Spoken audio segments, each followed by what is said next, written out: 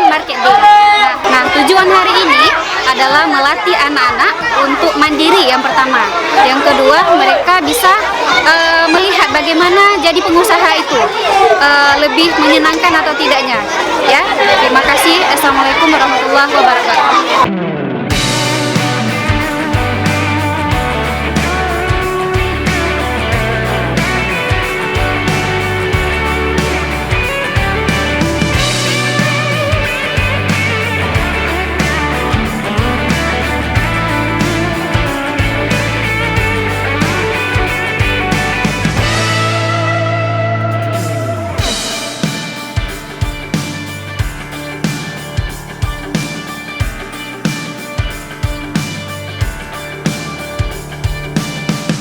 Terus ini lagi saya makan nih.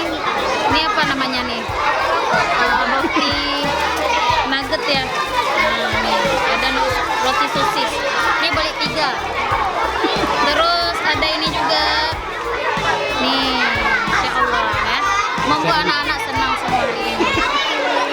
Hari ini dompetnya jadi kosong, Mbak. Besok berisi lagi, insya Allah.